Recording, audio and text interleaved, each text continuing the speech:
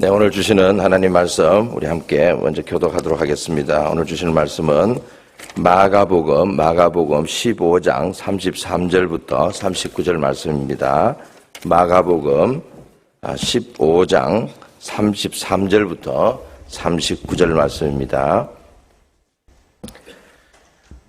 제가 마가복음 15장 33절 읽겠습니다. 여러분 교독하시고 마지막 절 같이 읽겠습니다.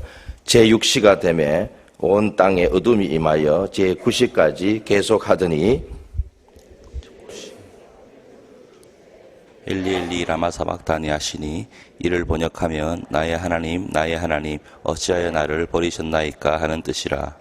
곁에 섰던 자 중에 어떤 이들이 듣고 이르되 보라 엘리야를 부른다 하고 한 사람이 달려가서 헤맨에 신 포도주를 적시어 갈대에 꿰어 마시게 하고 이르되 가만두라 엘리야가 와서 그를 내려주나 보자 하더라. 예수께서 큰 소리를 지르시고 숨지시니라. 이에 성소 휘장이 위로부터 아래까지 찢어져 둘이 되니라. 같이 읽겠습니다. 예수를 향하여 섰던 백부장이 그렇게 숨지심을 보고 이르되 이 사람은 진실로 하나님의 아들이었도다 하더라. 아멘. 새벽에 오신 여러분들 축복합니다. 한 주 고난 가운데 또 고난 중한 가운데 주님을 고난에 동참하시려고 힘써주셔서 고맙습니다. 우리 저와 함께 인사하겠습니다. 잘 오셨습니다. 이렇게 하면 인사하겠습니다. 잘 오셨고요. 내일 부활절 예배 10시입니다. 여러분 온 가족이 함께 할 거니까 여러분 시간 잘 지켜주시기를 부탁드립니다. 오늘 강사님 소개합니다. 너무 여러분 잘 아실 거라고 생각합니다. 주한회교회 우리 2021년 11월 28일 날 개척되어져서 지금까지 한 1년 4, 5개월 정도 지났습니다. 하나님께서 교회를 계속해서 성장시켜 주신 것을 감사드리고요. 우리 오늘 박윤경 사모님 오셨는데 사모님 잠깐 나오실래요? 우리 식구니까 나오세요 그냥. 그 다음에 가족 근황 좀 알립니다. 하준이가 벌써 고1이 되었고요. 하영이가 중2, 하은이가 초등학교 5학년. 초, 중고가 다 있는 집안이 되었습니다. 두 분 앞으로 나오십시오, 목사님. 예. 꽃은 역시 여자가 받아야 되는 것 같더라고요. 그래서 사모님 수고 많고 힘내십시오. 감사합니다. 네, 고맙습니다. 이렇게 자리 하시고, 연 목사님 들어오십시오. 오늘 연 목사님, 제가 아까 물어봤어요. 오늘 외부 강의 개척하고 나서 몇 번 나갔냐 했더니 오늘 처음이랍니다. 그래서 담임 목사로서 외부 강의를 처음 나왔는데 하나님께서 더 귀하게 써주시기를 소망합니다. 다시 한번 여러분 연 목사 생각하면 늘 고맙고 미안한 마음이 제가 있어서 박수로 환영해 주시면 고맙겠습니다.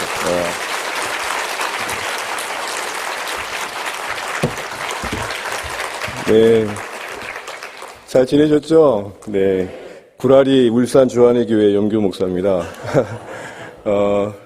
마침 선물 주신 게 딱 눈에 들어온 게 제가 알고 있는 저게 코끼리 맞습니다. 그래서 너무 놀랬던 게 저희가 이제 새 가족이 오시면 상담하고 이렇게 등록을 원하시면 등록 인사할 때 저 선물을 드리거든요.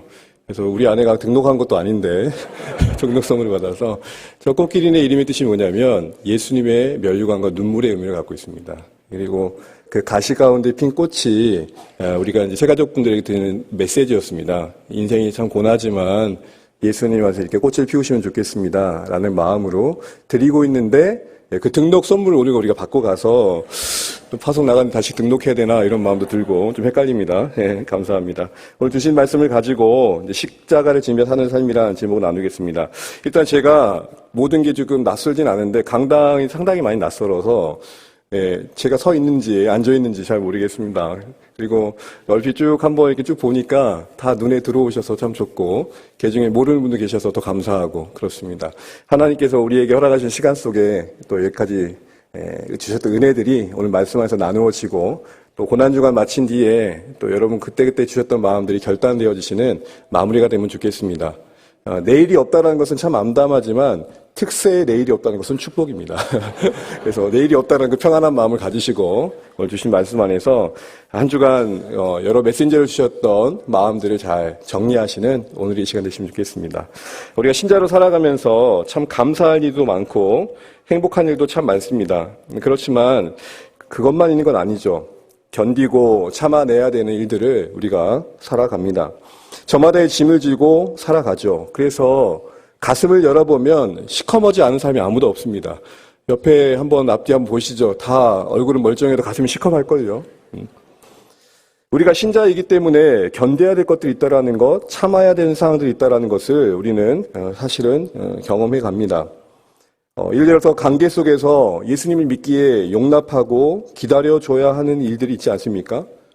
그래서 우리는 주변 사람들에게 나름 흡족한 표정과 함께 이렇게 말합니다. 당신 고마워하세요. 내가 예수 믿은 거. 내가 예수 믿지 않았으면 정말 진짜 옛날 같았으면 이런 말을 하게 되는 경우들이 생기지 않습니까? 또한 이해할 수 없기 때문에 따지고 싶기도 하지만 차마 하나님이시기에 하나님께는 따지지 못하고 끙끙대고 있는 문제들이 있습니다.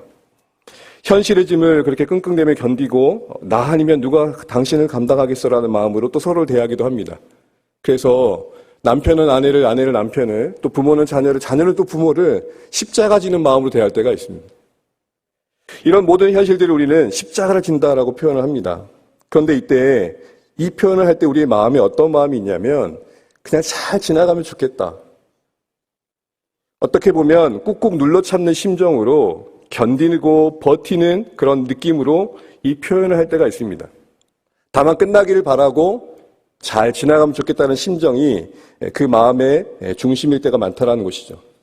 물론 그 무거운 현실을 피하지 않고 마주하고 넉넉히 짊어지기 애쓰는 여러분들의 애씀은 참 잘하시는 거라 생각합니다. 도망하지 않고 외면하지 않는 것만 해도 참 잘하는 것이고 그 버티고 견디는 것만으로도 참 쉽지 않기 때문에 훌륭한 일이라 할 것입니다. 그래서 저는 오늘 조금 더 한 걸음 더 나아가서 하나님의 시점에서 볼 때 우리에게 허락하신 인생의 십자가를 진다라는 이 현실들이 다만 견디고 버티기만을 바라시는 걸까? 주님의 관점에서 기대하시는 십자가를 지는 삶의 모습에 또 하나가 있다면 그건 뭘까라는 생각들을 해보면서 이런 질문들을 안고 오늘의 본문 안으로 들어가서 그 질문들의 답을 한 번씩 생각해 보면 좋겠습니다. 오늘 본문을 우리가 읽었는데 예수님이 십자가 못 박힌 현장을 우리가 보고 있습니다. 크게 한 두 가지의 모습을 보게 되는데요. 무엇보다도 극한의 고통 가운데 십자가에 못 박히고 계시는 예수님의 모습을 보게 됩니다. 보여지는 것만으로도 딱 하나 보게 되면 비참한 실패의 현장이 아닐 수 없습니다. 34절을 보십시오. 엘리 엘리 라마 사막단이라 크게 외치시면서 버림받음을 고백하십니다. 여러분 누군가로부터 외면받는다는 것, 배척받는다는 것 그 자체가 고통이잖아요. 그런데 하나님으로부터 고통을 받고 버림을 받았다는 것입니다. 그 현실이 하나님이 함께하지 않을 만큼 힘겨운 현실이었다는 것이죠. 37절을 보십시오. 큰 소리를 지르고 숨지십니다. 여러분 그래도 하나님의 아들이신 예수님이 큰 소리를 들으시면 우르릉캉캉 하면서 뭐라도 들려야 되는 거 아닙니까? 근데 고요히 고개를 떨구십니다. 얼마나 허망해 보입니까? 29절 32절을 보시게 되면은 그렇게 못 박히신 고통의 현장에 있는 예수님을 향해서 속 사정도 모르고 지나가는 사람들이 머리를 흔들며 조롱합니다. 종교 지도자들은 희롱합니다. 함께 못 박혔던 자들은 예수님을 욕합니다. 그 내용의 공통점은 뭡니까? 내내 자신이 구원자라고 말했는데 어디 한번 보여주라는 것이죠.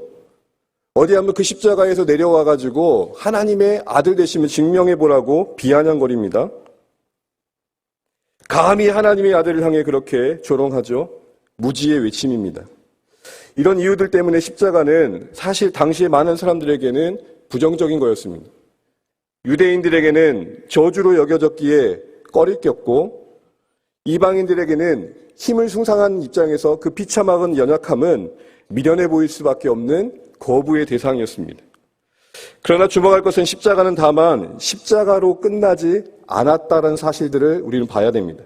우리 38절 말씀 괜찮으시면 우리 한 목소리로 함께 읽겠습니다. 38절입니다. 시작. 이에 성소 휘장이 위로부터 아래까지 찢어져 둘이 되니라. 아멘. 이에라는 말을 주목해 보십시오. 이에란 말이 뭡니까? 앞에 있는 예수님의 십자가의 사건이 있었기 때문에 이에 이후에 가능케 되어진 일들이 있었다는 것입니다. 십자가로 하신 일이 있다라는 의미에서 원인과 결과의 접속사가 뭐냐? 이에입니다.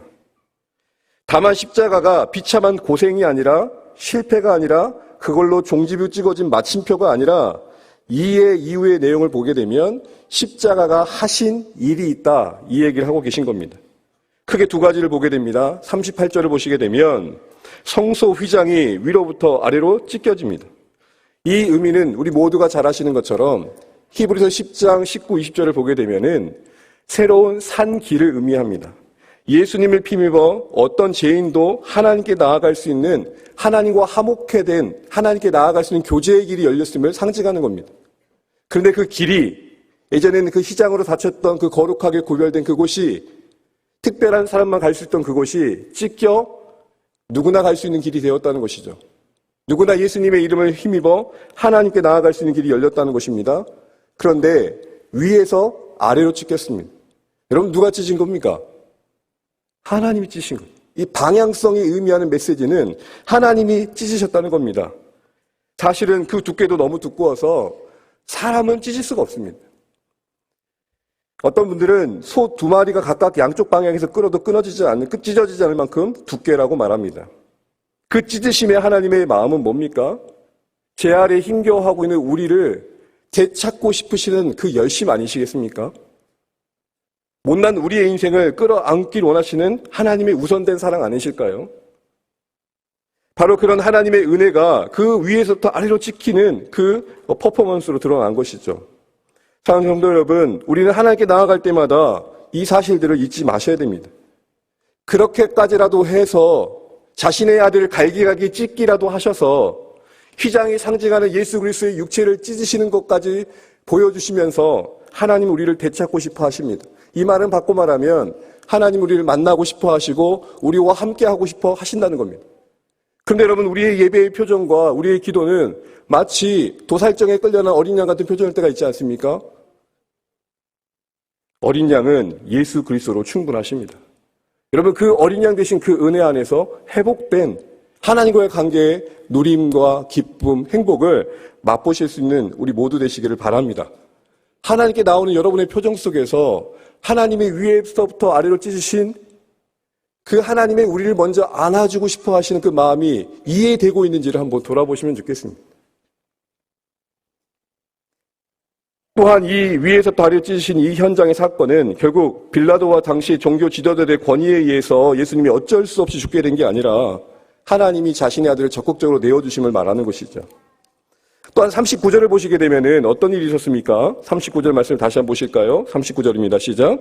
예수를 향하여 섰던 백부장이 그렇게 숨지심을 보고 이르시되 이 사람은 진실로 하나님의 아들이었도다 하더라.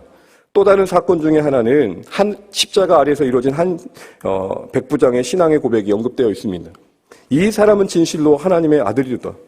여러분, 백부장이 누굽니까? 지금 예수님의 십자가의 형을 집행했던 로마 군인 장교입니다. 백부장은 로마를 대표하는 인물입니다. 그런데 그 입술에서 신앙의 고백이 터진 것입니다. 사실은 이는 마가복음 1차 청중이었던 당시 교회에게 큰 격려와 위로가 될 수밖에 없었습니다. 왜죠? 이 마가복음에 기록된 당시의 1차 청중은 네로 황제의 박해 가운데 어느 때도 겪을 수 없었던 어려움을 겪고 있었던 교회였기 때문입니다. 로마 하면 치를 떨 수밖에 없었습니다.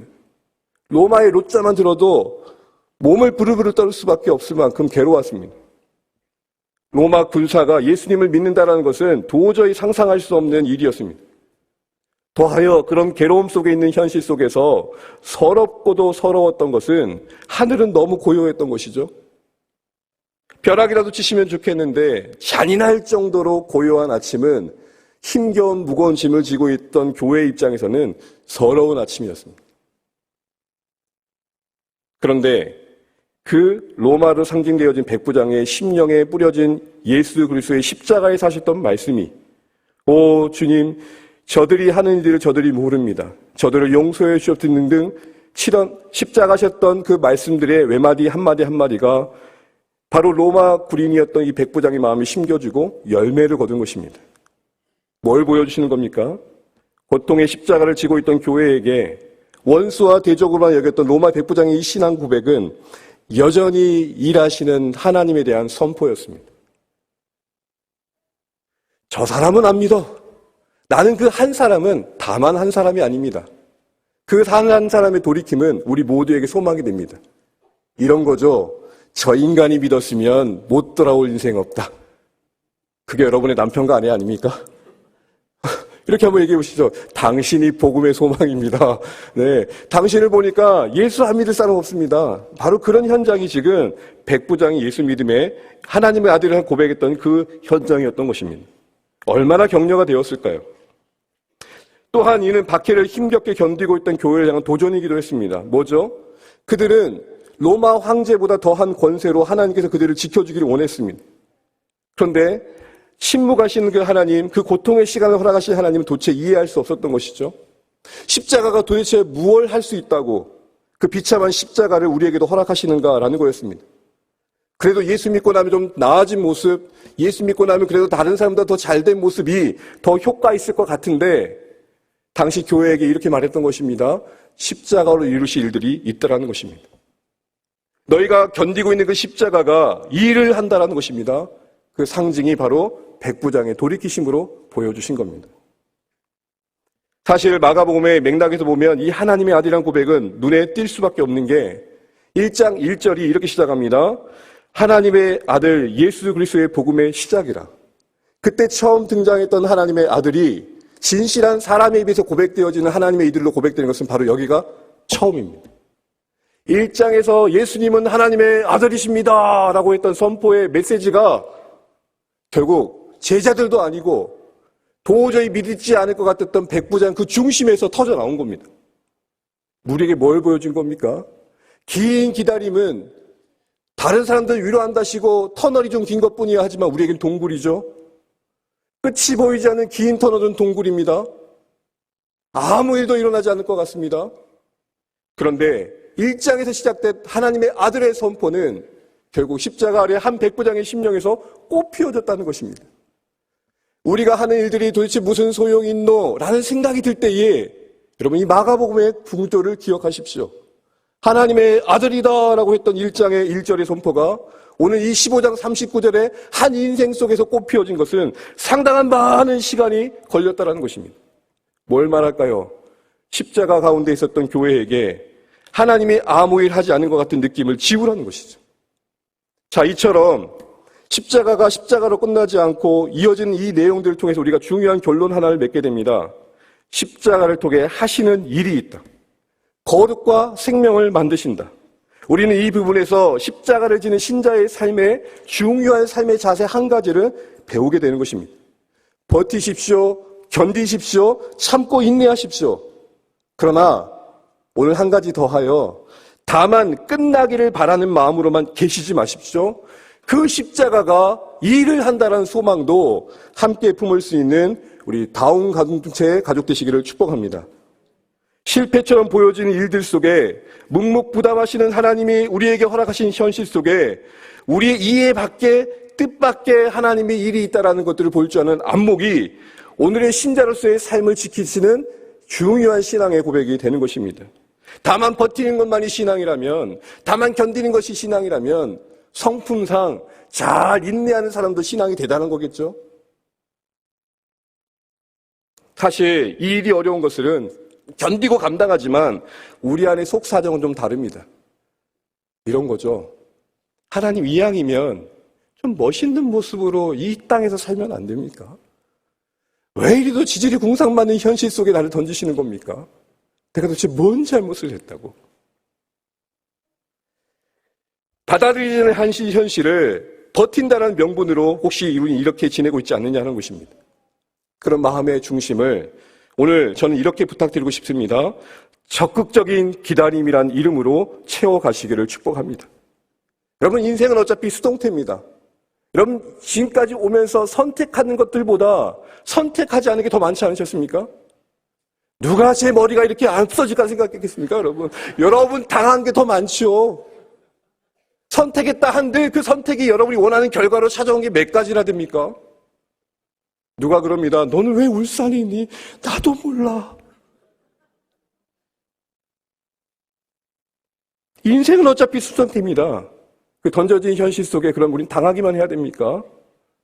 하나님의 원하심은 신자로서 이제는 또 다른 관점을 가지고 간 인생을 해석할 수 있는 우리에게 필요하신 원하시는 자세는 그 수동태와 같은 현실을 능동태로 지내라는 것입니다. 그걸 저는 이렇게 표현하고 싶은 겁니다. 적극적인 기다림. 그 고백의 이면의 마음은 이런 것입니다. 실패와 고통, 괴로움 그 자체는 어려움이지만 그게 그걸로 끝나지 않는다. 버텨서 지나가고 뒤로 던져버려야 할 시간들이 아니라 그게 있어야만 이루어질 일들이 있다. 다른 관점인 것이죠. 이를 악물고 어떻게든 지나가야 될 시간들이 아니라 그게 없으면 안 되는 일들이 있다라는 또 다른 관점에서 우리는 십자가를 이해할 필요가 있다는 것입니다. 한 예를 들면 우리에게 너무 잘 알려진 젊은 선교자 토마스 선교사라는 분이 계십니다. 조선의 복음화를 꿈꾸고 제너럴 셔먼호를 타고 부푼 꿈을 안고 왔습니다. 대동강 강변에 떡하니 첫발을 딛자마자 조선 군인에 의해서 목베임을 당하죠. 그 전에 그가 했던 최선은 다른 것이 아니었습니다. 가져왔던 인쇄됐던 성경을 뿌리고 자신의 목을 베는 그 사람을 향해 야소 야소 하면서 성경책을 건네주는 것 외에는 그가 준비했던 거에서 할 수 있는 최선의 일이었습니다. 실패죠. 못담시 거기까지 가가지고 그렇게 고생을 한다냐? 누구는 그렇게 말했을 것입니다. 그런데 뭔 일이 일어났습니까? 그렇게 뿌렸던 떠내려왔던 성경의 일부는 어느 누군가에게 전해져 집을 도배하는 재료로 쓰여졌고 그 집에 있던 박영식의 그 사람은 그 집이 장대영 교회의 시작이 됩니다. 토마스를 죽였던 박충건이라는 사람은 훗날 평양교회의 장로가 됩니다. 사랑하는 성도 여러분, 실패입니까? 아닙니다. 그 실패가 일을 했습니다. 우리가 잘 알고 있는 성경을 보게 되면 성경의 역사에 구약과 신약에 400년이라는 소위 중간기, 또 다른 말로 침묵기라는 시간이 있습니다. 말라기를 마지막으로 선지자들이 말라버렸습니다. 그래가지고 하나님의 계시가 전해지지 않는 긴 침묵의 시간이 지나죠. 아무 일도 하지 않는 하나님의 모습이 보입니다. 그러나 이면에는 놀라운 일을 하시죠. 바로 교회가 세워진 이에 갈릴리에서 시작된 복음이 온 세상에 전파되기 위한 소위 인프라가 구축됩니다. 그 중간기에 세워졌던 헬라 제국을 통해 언어가 통일되고요. 우리로 말하면 영어가 만들어지고 로마를 통해 도로가 만들어지고 무엇보다도 그 긴 침묵의 시간을 통해서 무엇 사람들 마음속에 메시아에 대한 갈망이 만들어집니다. 사랑하는 성도 여러분, 부요함이 만들 수 없는 결핍이 만드는 갈증이 있습니다. 그러기에 자녀 교육할 때 많은 걸 주려고 하지 마십시오. 미안한 마음에 제공해주는 그 어떤 부요함이 우리 자녀들 마음대 하나님을 의지할 마음을 뺏을 수도 있는 것입니다. 이처럼 십자가와 같은 상황들이 우리 인생 중에 일을 하는 것입니다. 우리 각자를 다루시고 빚어가시고 우리 생각 밖의 구원과 거룩, 생명의 역사를 이루어 가시는 것이죠. 그러므로 이러한 시선과 소망 중에 버팀과 견딤을 넘어 적극적인 기다림을 갖는 우리가 되시기를 바랍니다. 이를 위해서 저는 오늘 3가지의 간단한 제안을 드리고 오늘의 말씀을 맺고자 합니다. 설교자가 항상 이 이야기를 할 때는 우리 성도들 마음속에 드디어 마무리구나 라는 생각이 들지만 그 마음도 내려놓으십시오.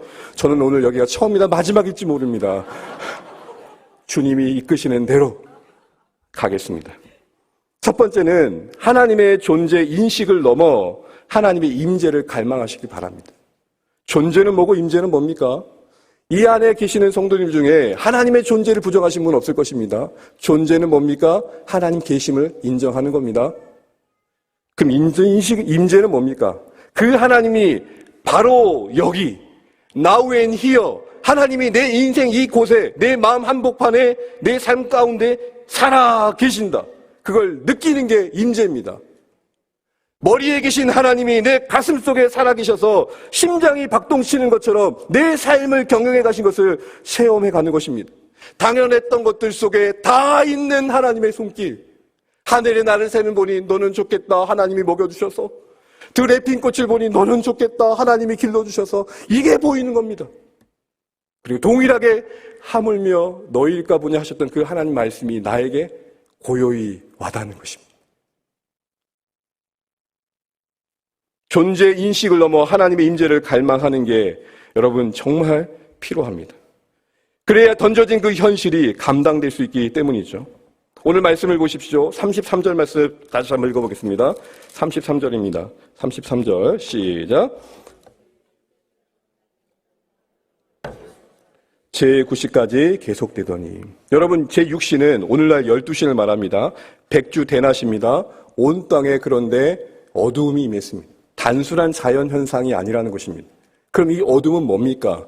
십자가의 고통의 그 한복판의 이 어두움은 그 모든 하늘 아래의 현실을 하나님께서 장악하고 계시다라는 사인입니다. 자연의 원리대로라면 백주 대낮에 그 뜨거운 태양빛이 비쳐야 그 시간에 심판을 상징하는 이 어두운 하늘은 오늘 십자가에 못 박혀 우리의 인생을 대신한 죽으심의 의미를 더 부각시켜주는 거죠. 더하여 이 어두움과 함께 예수님의 못 박힘은 우리에게 또 다른 구약의 한 사건을 떠올리게 합니다. 그것은 다른 것이 아니라 출애굽입니다. 하나님께서 이스라엘 백성들의 억압 가운데 있는 애굽에서 건지실 때에 10재앙을 허락하시는데 여러분 9째 재앙이 뭡니까? 정말 똑똑하십니다. 흑암입니다. 그리고 나온 게 6월절 어린 양입니다. 예수님은 하늘의 어두운 가운데 십자가에 못 박히신 예수님은 바로 그 흑암 뒤에 오신 6월절 어린 양이심을 보여주시는 겁니다. 이 모든 것 하나, 이 디테일한 하나님의 설정이 이 모든 상황을 장악하고 계시는 하나님을 보여주고 계시는 거죠. 그렇습니다. 십자가의 한복판은 실패가 아니라 하나님의 보이지 않는 손길 속에 다스려지고 있는 이 현실이었음을 느끼는 것. 그게 적극적인 기다림으로 우리의 인생의 십자가를 지는 신자들에게 필요한 안목입니다. 두 번째로 우리에게 필요한 건 무엇이냐? 성공에 대한 바른 이해를 회복하셔야 됩니다. 적극적인 기다림을 방해하는 것 중에 하나는 잘못된 성공에 대한 개념이기 때문에 그렇습니다. 성공에 대한 이해가 잘못되면 현실의 십자가는 우리에게 좌절로 와닿기가 쉽습니다. 솔직히 여러분 아무리 봐도 오늘 십자가의 현실이 여러분 실패 외에 다른 곳을 비춰집니까? 우리는 알기 때문에 부활을 알기에 십자가가 다르게 보일지 모르지만 사실 십자가의 이 현장을 소개를 들으면 어느 누구든 아무런 소망을 발견할 수 없을 것입니다. 우리가 신앙생활하면서 제일 힘든 말 중에 뭐죠? 너 믿는다고 하는데 왜 형편이 그러니? 미치고 환장을 누르시죠. 시편의 시인이 그래서 이런 고백을 합니다. 42편 3절입니다. 사람들이 종일 한두 마리면 좋겠는데 매 순간순간 한다는 말이 너 하나님이 어디 있느냐? 너 그렇게 예배하고 헌금하고 봉사하고 목자 목녀 한다는데 네 인생과 꼬라지는 그 모양이 그 꼴이 뭐야? 시편 42편 3절 하반절에 시인은 그렇게 말합니다. 내 눈물이 주야로 나를 적십니다. 하나님을 섬기고 예배하는 게 뭔 그리 잘못이라고 우리 인생의 고난은 우리를 이렇게 더 힘겹게 하는 것입니까? 믿는다고 하는데 넌 왜 그 모양이란 말이 제일 듣기 힘든 거죠. 형편을 다 모르는 사람들이 말이라고 지나치기에는 사실은 속상합니다. 왜죠? 나에게도 그런 마음이 있거든요. 누군가의 말이 내 마음에 가슴 깊이 쏙히는 이유는 나도 겉으로는 아니라고 해도 동의하고 있는 거거든요. 너 왜 그렇게 생겼니? 말이 와닿는 이유는 나도 외모가 나아졌으면 하는 마음이 있기 때문입니다. 누군가 저에게 외모를 지적해도 저는 자유합니다. 별 신경을 안 쓰거든요. 성공에 대한 욕망이 숨겨진 마음을 감춘 채 울부짖고 있지만 마음 깊은 곳에서는 이 실패의 상을 허락하신 하나님이 납득되지 않는 마음이 있으니 누군가의 말이 더 꽂히는 거죠. 그런 의미에서 성공에 대한 그릇된 견해는 우리의 신앙을 무력화합니다. 그러면 성공의 바른 개념은 뭡니까? 오늘 저는 이렇게 한번 정의해드리고 싶습니다. 우리의 인생의 어떠한 모양에서도 하나님 그분이 드러나는 것. 결국 우리는 하나님 앞에 설 인생들입니다. 여러분이 원하는 인생대로 되지 않아도 거기서 하나님이 드러나신다면 성공이요. 내 뜻밖의 성공을 이루어도 거기서 하나님이 나타나지 않는다면 실패인 것입니다. 기준은 하나님이십니다. 그러기에 저는 이렇게 풀어서 정의해드리고 싶습니다. 누구나 세상의 중심에 서는 것을 성공이라고 하지만 세상의 중심에 서는 것이 성공이 아니라 우리가 있게 하신 그 처한 곳에서 하나님이 중심이 되게 하시는 것이 성공입니다. 내가 중심에 서서 와 박수 받는 게 아니라 나를 던지신 그곳이 꽃밭이든 가시밭이든 꽃밭에서는 하나님을 찬양함으로 가시밭에서는 하나님을 신뢰함으로 내 인생이 하나님 그분을 드러내는 방편이 되어지는 것입니다. 어디서든 하나님이 중심되는 것, 그게 성공인 줄 압니다. 십자가를 보십시오. 외치신 그 주님은 모두가 조롱하는 가운데서도 큰 소리로 외쳤습니다. 그게 뭡니까? 그 십자가의 한복판에 하나님을 향한 기도가 중심이 되었습니다. 그게 바로 우리가 이 적극적인 기다림을 하기 위해 회복해야 할 성공간인 것입니다. 그러게 여러분, 다만 잘 되는 것만을 축복이라고 여기지 마십시오.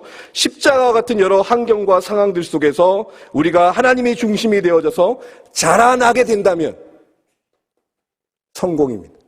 거기서 성숙을 이루고 거기서 우리가 하나님 앞에서의 신실함을 보인다면 성공입니다. 특히 이 고난이 더 큰 일도 할 수 있다는 것을 주목하십시오. 여러분은 백부장의 고백을 보십시오. 하나님의 아들이라는 고백을 할 때에 그는 그렇게 말합니다.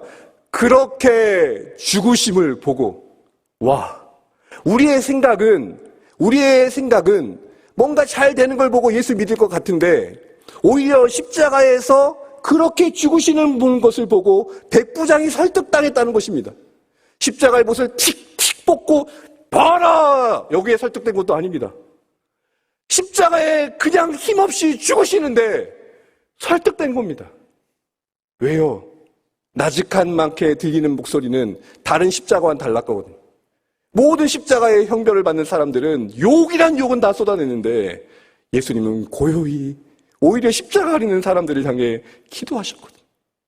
달랐어요.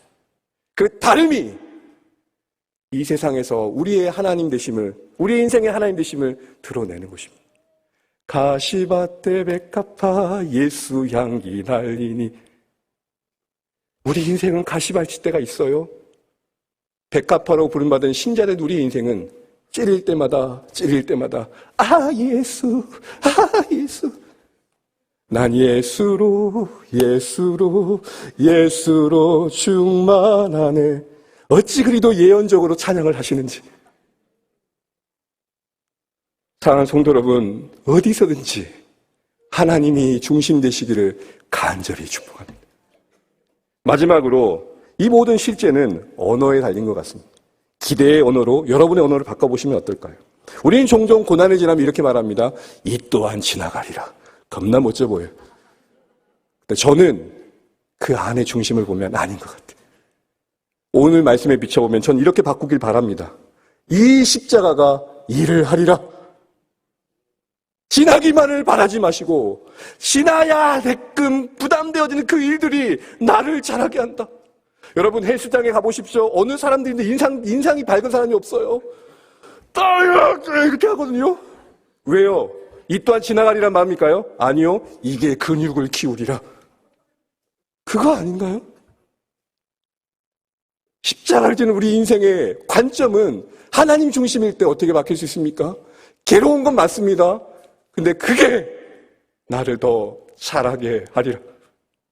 그 일이 있었기 때문에 내 마음이 넓어지고 그 일이 있었기 때문에 넘어진 자의 아픔이 와 닿는 것이죠. 우리가 잘 알고 있는 이지선이라는 교수님, 아마 과거에 다운공주에 오셔도 간증 나눔을 하신 걸로 갑니다. 23년 만에 모교로 돌아오셨습니다. 하나면 하나를 보여주시죠. 최근에 꽤 괜찮은 해피엔딩이라는 책에서 이런 말을 합니다. 자신이 겪었던 고난, 그 오래전에 겪었던 그 사고를 당했다라고만 표현했어요. 그런데 이 말을 바꾸기로 결정했대요. 뭐로요? 만났다. 당했다가 아니라 만났다. 왜 그렇게 표현하려고 했어? 했더니 그래야 헤어질 수 있으니까. 만났다라는 표현은 내가 거기서 중심이 되어서 그 사건을 객관화한다는 것입니다. 표현 하나인데 당했다가 아니라 만났다가 되니까 헤어질 수 있었다는 것입니다. 만났다는 표현 속에 그 고난을 헤어지고 그 자신의 시간을 살고 싶은 마음을 그렇게 고백했다는 것이죠. 말이 바뀌는 게 별게 아닙니다. 여러분, 오늘 우리의 현실의 십자가가 힘들지만 우십시오. 외치십시오. 더하여 그 마무리는 일에 일을 한다. 십자가가 일을 할 것이다. 이 고백되시기를 바랍니다. 말씀을 맺겠습니다. 진짜 맺겠습니다. 십자가를 지며 사는 신자의 삶은 버팀과 견딤에 더하여 적극적인 기다림이 있어야 된다는 말씀으로 오늘 저는 말씀을 나눴습니다. 긴 겨울을 지나 우리는 봄을 만났습니다. 긴 겨울의 시점에서 다시 한번 봄을 생각해 보죠. 너무 길었던 그 봄은 냉혹할 수 있습니다. 어느 누군가에겐요. 봄이 올까라는 생각을 했던 그 시간들이 지나고 난 뒤에 봄은 분명히 왔습니다. 이런 관점에서 우리는 오늘 우리의 삶을 다시 한번 바라보시면 좋겠습니다. 옛 선조들이 긴 겨울을 지나는 지혜 중에 하나가 이런 게 있었다고 합니다. 혹시 구구소한도라는 말을 들어보셨습니까? 화면 하나 띄워주시죠. 긴 겨울을 지난 그 시점에 옛 선조들은 동짓날에 매화꽃 91개를 그렸다고 합니다. 이렇게. 빈 그림으로, 스케치북에 그리듯이. 그리고 동지로부터 91일이 지나는 그쯤에는 봄이 왔었기 때문에 매화꽃 하루가 지날 때마다 하나씩 색칠했다. 그러니까 떡하니 하루 이틀 지날수록 채색되어져 가는 매화를 보는 거죠. 그리고 봄이 되어선 그렇게 기다렸던 실제의 매화를 보게 되는 것입니다. 봄이 있어야 매화꽃이 핀다는 걸 아는 것입니다. 겨울이 있어야 매화꽃이 있다는 걸 아는 것입니다.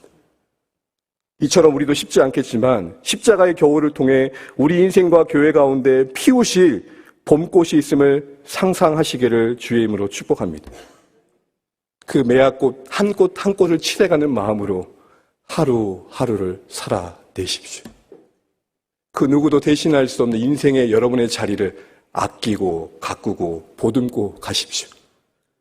어째 이런 일이? 라는 말을 할 수밖에 없는 여러분의 상황을 더 큰 하나님의 관점에서 끌어안고 채색해 가십시오. 믿음으로 칠하고 기도로 칠하고 공동체와 함께 칠해 가십시오. 그러다가 어느새 음의 꽃이 피어서 나는 날이 올 것입니다. 닥친 상황이 해석되지 않는다고 답답해하지 마십시오. 안달하지 마십시오. 도리어 안식하십시오. 해석되지 않는 현실을 이해하려고 몸부림치며 안달하지 마십시오. 더 큰 하나님의 뜻 안에 있으므로 안식하십시오. 십자가를 주심으로 우리를 사신 그분이십니다. 뭘 못 주시겠습니까?